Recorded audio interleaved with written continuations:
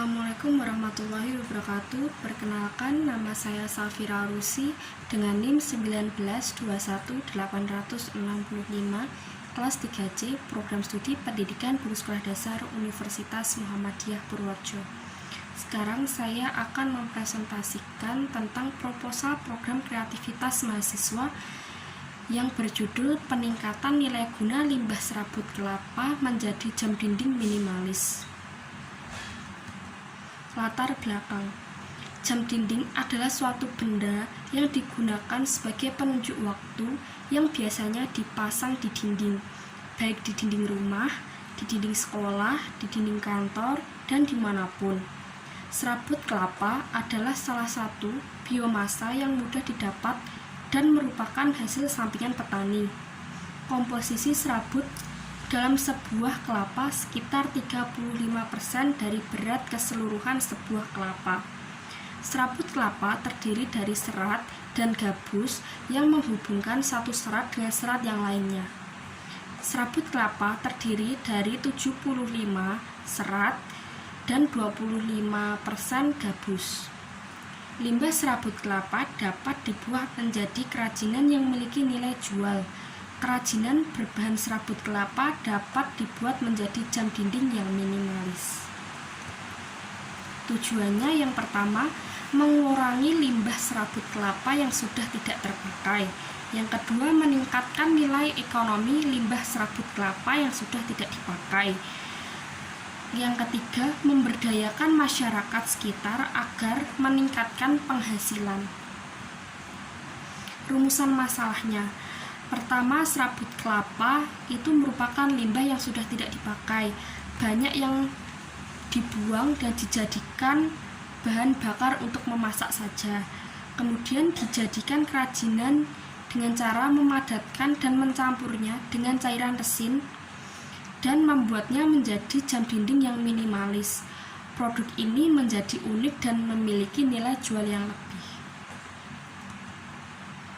Kegunaan program yaitu meminimalisir limbah serabut kelapa yang sudah tidak digunakan, kemudian mengembangkan peluang bisnis serta mewujudkan terbentuknya jiwa entrepreneurship mahasiswa, mampu menghasilkan produk yang inovatif, kreatif, dan ekonomis.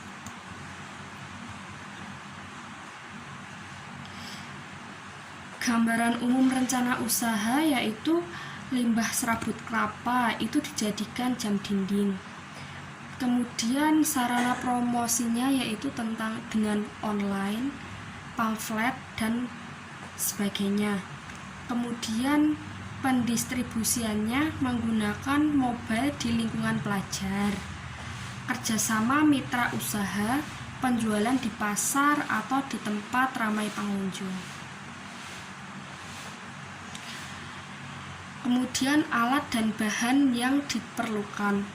Yang pertama, alat yang dibutuhkan yaitu penjepit besi, pengaduk atau mesin bor atau sejenisnya, kemudian cetakan, pisau, gunting, dan amplas. Kemudian untuk bahannya yaitu yang utama serabut kelapa, resin, mesin jam, dan kaca. Kemudian metode pelaksanaannya. Limbah serabut kelapa, kemudian itu dibersihkan, selanjutnya dilepaskan kulit kelapanya dengan serabut, kemudian itu dipisahkan.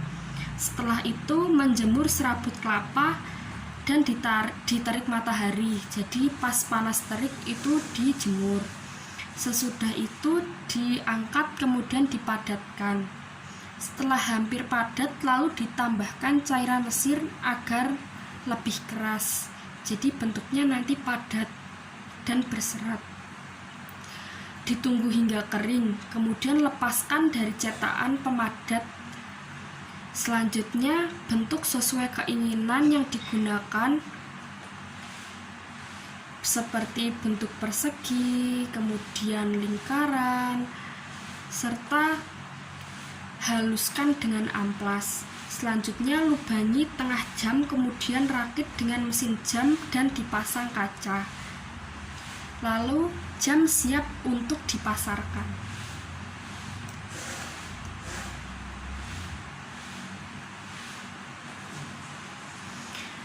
Yang pertama, kegiatan pengrajin kerjasama dengan mitra usaha itu dilaksanakan di bulan Oktober, hari minggu pertama, kedua, ketiga, dan keempat, yaitu kurang lebih 1 bulan. Kemudian pelaksanaan pembuatan kurang lebih juga 1 bulan, promosi 1 bulan, kemudian pemasaran lebih dari 1 bulan. Anggaran biaya, jenis pengeluarannya ada 4. Yang pertama, peralatan penunjang, biayanya 150.000. Kemudian yang kedua, bahan habis 900.000. Yang ketiga, perjalanan 200.000, dan yang lain-lain 500.000. Total 1.750.000. Analisis prospek usaha atau analisis SWOT.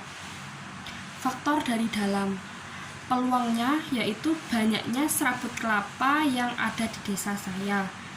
Selanjutnya, belum banyak produk pemanfaatan serabut kelapa dibuat kerajinan untuk jam dinding.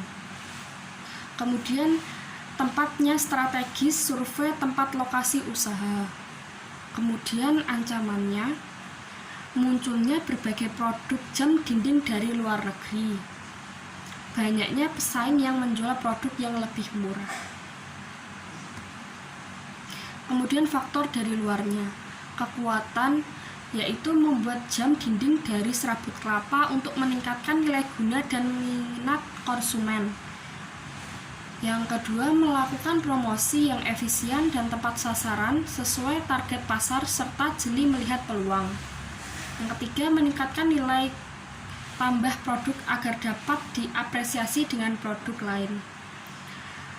Kelemahannya, banyak pesaing yang mempunyai produk yang lebih menarik. Kedua, kurangnya pengalaman mengembangkan usaha.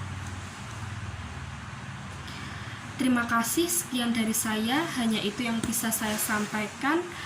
Ada kurangnya mohon maaf. Wassalamualaikum warahmatullahi wabarakatuh.